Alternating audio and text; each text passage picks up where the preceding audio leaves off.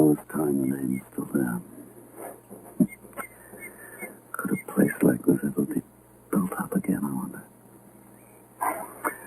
No, never. Too far gone.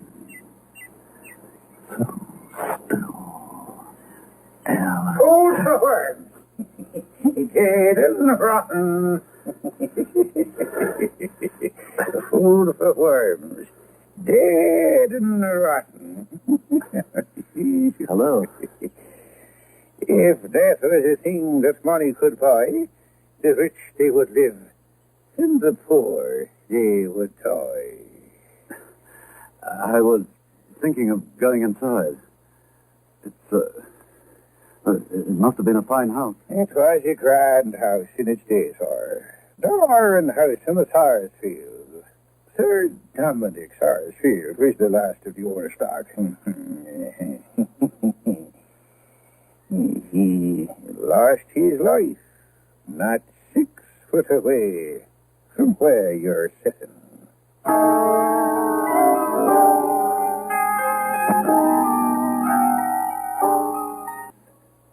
Beyond Midnight by Michael McCabe.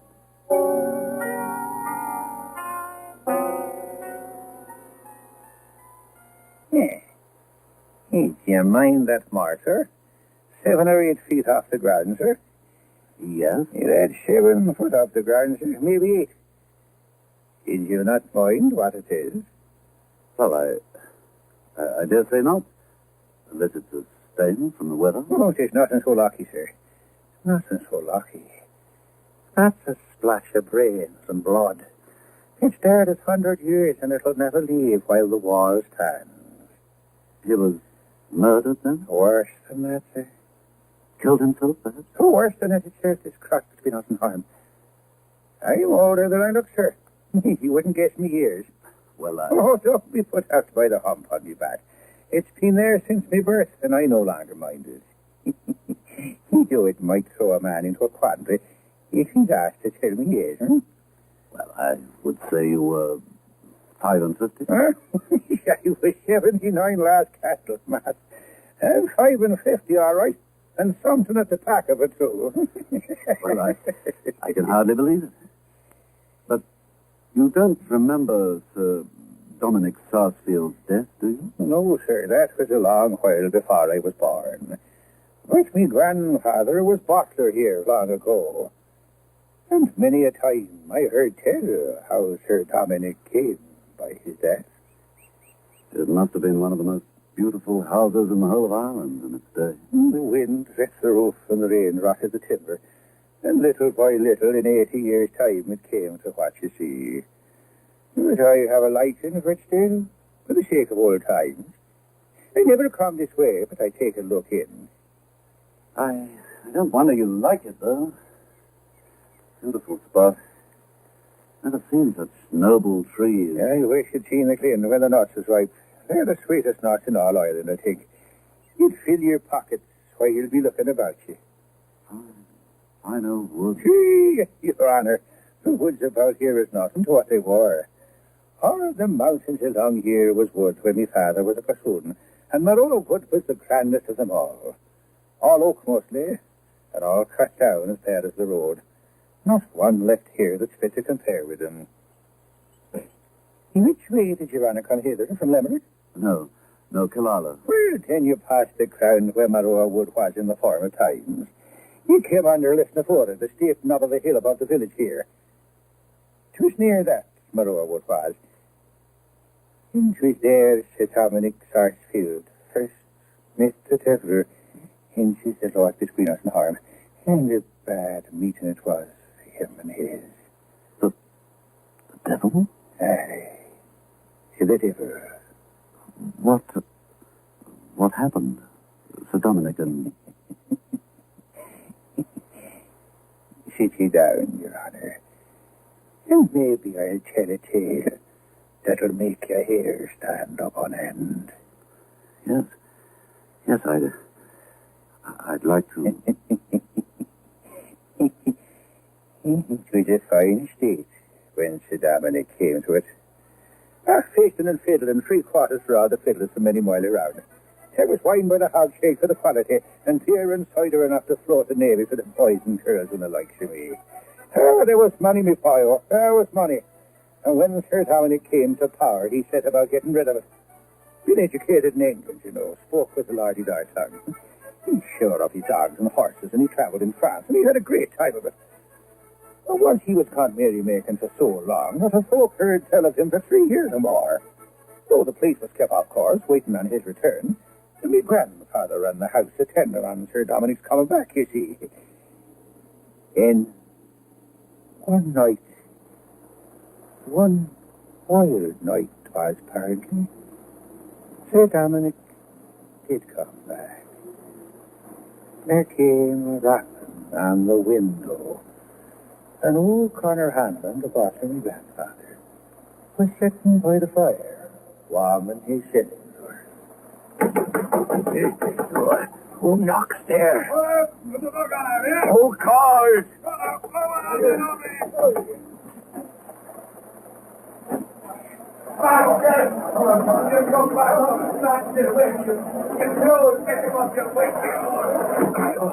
Oh, will you have ale? And you must eat food. Oh, never mind all that, Connor. Sit down. Sit here. Sit opposite me. I want to talk with you. And don't be afraid to say what you think. And why should I be afraid, Master Dominic? Yourself was always a good master to me, and so was your father, rest his soul before you. And I'll say the truth and damn the devil, and more than that for any Sarsfield of the Northern.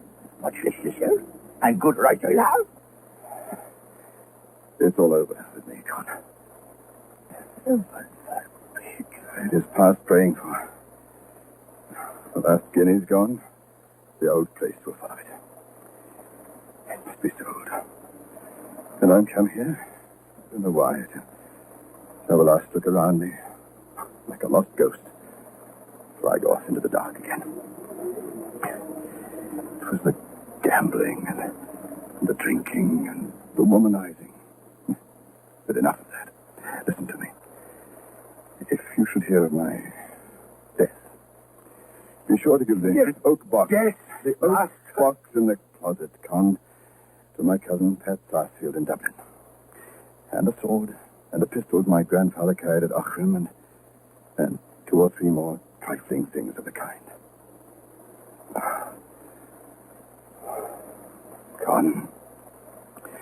Con, they say if the devil gives you money overnight, you find nothing but a bag full of pebbles, chips, and nuts in the morning. If I thought he played fair, I'm in the humor to make a bargain with him tonight. Lord forbid. They say the country is full of men enlisting soldiers for the King of France. If I light on one of them, I'll not refuse his offer. Contrary things go. How long is it since Captain Waller and me fought the duel at Newcastle? 6 years, Master. And you broke his thigh with the bullet of the first shot. I did, Con. I did. And I wish instead it shot me through the heart. Have you any whiskey? Oh, sure.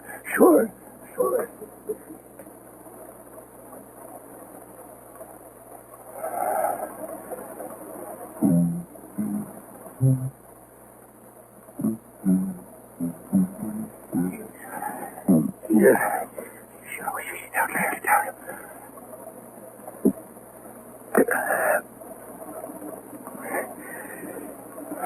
I'll go out and have a look at my horse. Sure, I won't be a minute running out to the stable and seeing to your horse be a mister. I'm not going to the stable. I may as well tell you, for you found it out anyway. I'm going across the deer park. If I come back, you'll see me in an hour's time. But anyway, you'd better not follow me, for if you do, I'll shoot you. That'll be a poor ending to our friendship. And with that, he walks out into all the weather, leaving me grandfather with a heavy heart. He went down towards Moreau Wood, and I guess he made up his mind that if no better came to himself between that and there, he'd hang himself from one of the oak branches with his cravat. And the weather cleared itself away anyhow, The night got finer, though it was still cold. The whiskey had cleared his head, no doubt, and he was thinking of enlisting, to be sure, in the French king's army when he walked into the wood and sat down. He knew full well that a man might take his own life any time. What if it puzzled him to take it back again? Yet, in spite of the cold, he was almost falling asleep when he spied a fine gentleman coming to meet him. I guess he was a handsome man like himself, and wore a cocked hat with gold lace around it, such as officers wear on their coats. And he had on a dress such as French officers wore in them times. He came and stopped in front of Sir Dominic, and the two gentlemen took off their hats to one another. I am recruiting, sir, for my sovereign, and you'll find my money won't turn into pebbles, chips, and nutshells by tomorrow. And I'm thinking, sir, that gentleman pulled out a big pack of money and gold. And the minute he sets eyes upon him, Sir Dominic must have felt the very hair stand up straight on his head.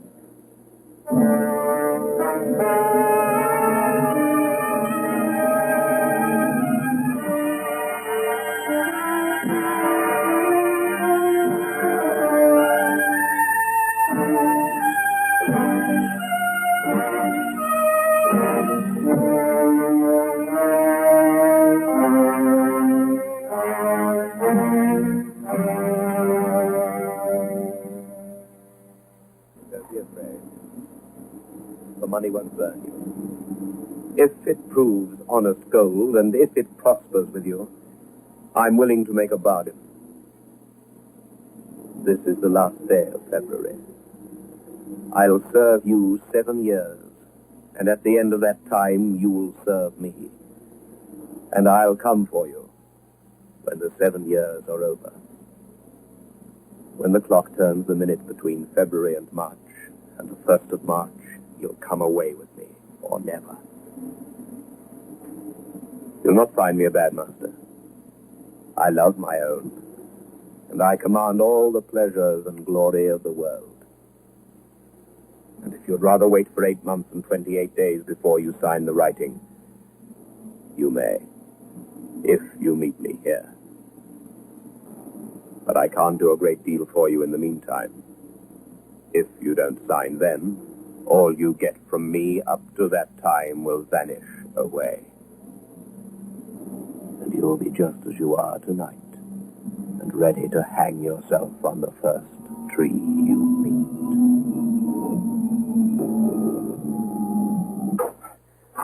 I don't know, Con. What is it? It's the heaviest load I ever carried.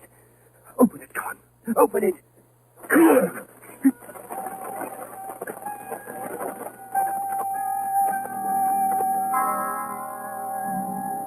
And Sir Dominic counted every guinea in the bag. And it took him until daylight. And he made Connor, me grandfather, swear to tell no living soul about it all.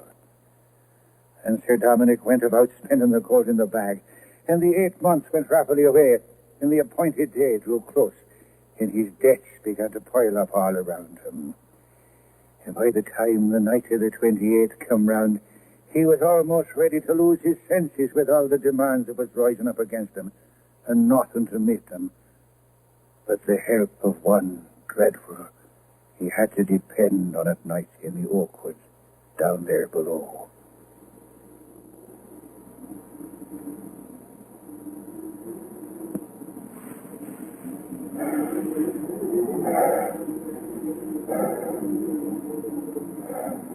Ah! You found the money good, but it was not enough. No matter. You shall have enough and to spare. I'll see after your luck, and I'll give you a hint whenever it can serve you. Any time you want to see me, you only have to come down here and call my face to mind and wish me present. You shan't a shilling by the end of the year, and you shall never miss the right card, the best throw, or the winning horse. Are you willing? Willing. Take this needle. I require 3 drops of blood from your arm. catch each drop in this acorn cup.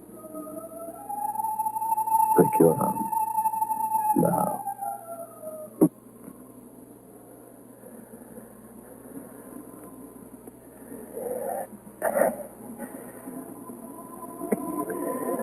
Take this pen.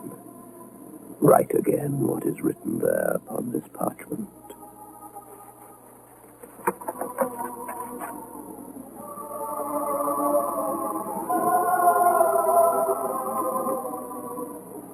The bargain is sealed and can never be broken.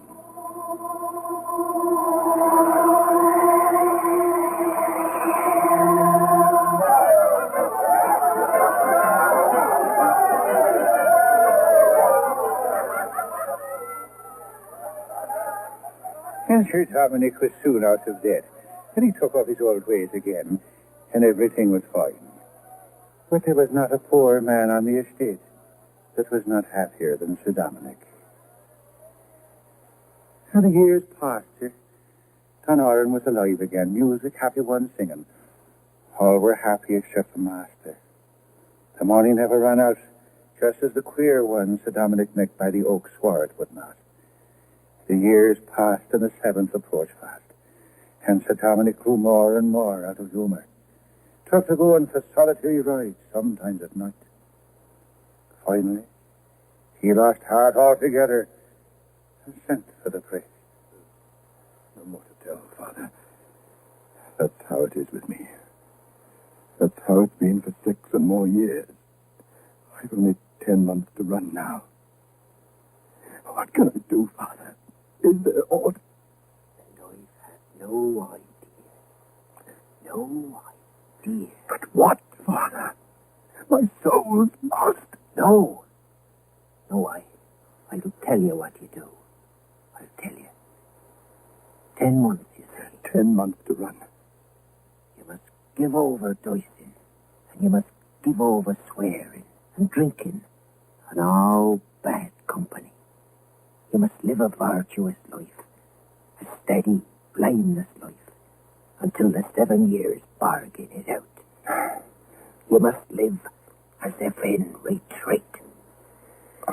Oh, Dominic, for money, for good luck and dross, you're so man. Wish I'd never been born. Never say that. The months went quickly, and Sir Dominic lived a blameless life. Not a curse passed his lips, not a dice did he throw, not a wild dance did he lead. Never looked at a loose woman. And you may guess he felt queer enough when the morning of the 28th of February came. The priest came again by appointment, and for hours they prayed together, till the clock struck 12.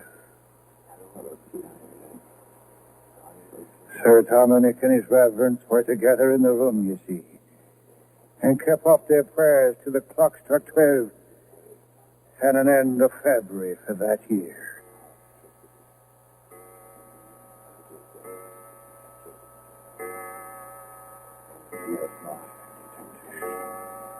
Deliver us from evil.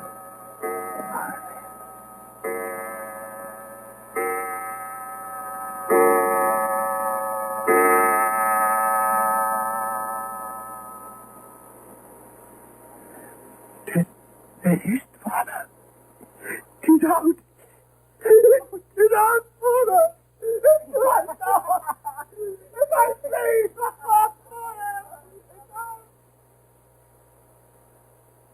So now Sir Dominic thought he might as well have a pleasant evening. After all, he's fasted and praying. He sent round a half a dozen of his neighbouring gentlemen to come and dine with him.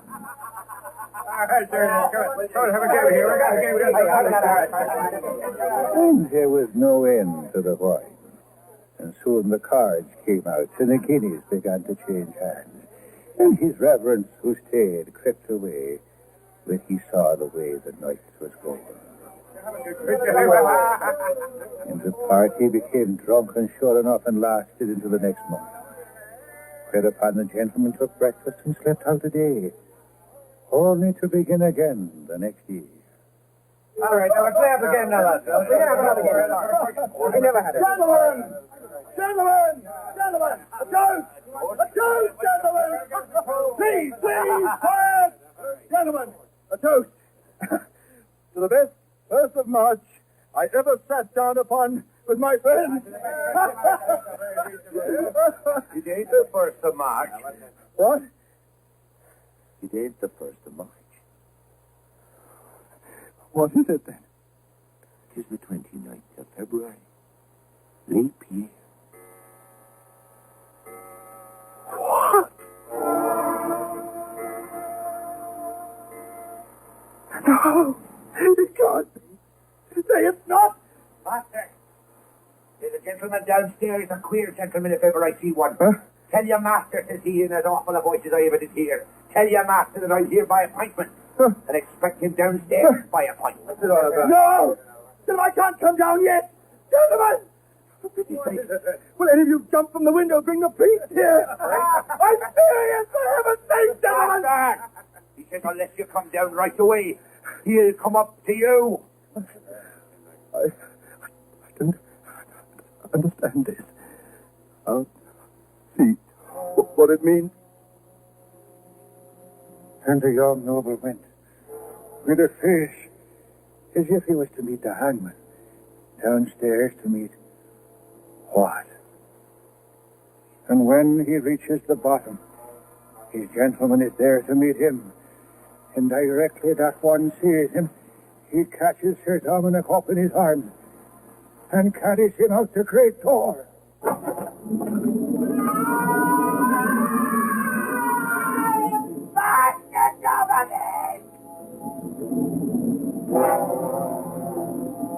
And the queer one carries Sir Dominic outside and whirls him round high with the strength of a beast and crashes his head upon the wall.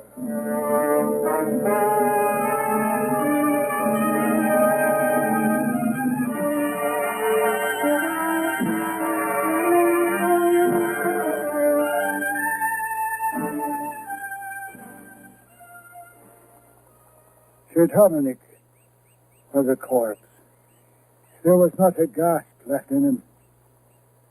Pat Donovan was coming up to the house early the next morning, and after he passed the little brook, his dog that was by his side makes a sudden wheel and runs howling by that wall there. And that minute 2 men passed Donovan in complete silence. One of them looked like Sir Dominic, and the other, Sabus, was like nothing on earth. They made no sound with their feet, and only the dog howled fit to wake the dead. And later, Donovan found the master's body lying there, by the wall, on that spot. The head smashed, and the body cold and stiff. It's late. I must get back to the village now. And I'll be living too. Good night to you, old man. And God bless you.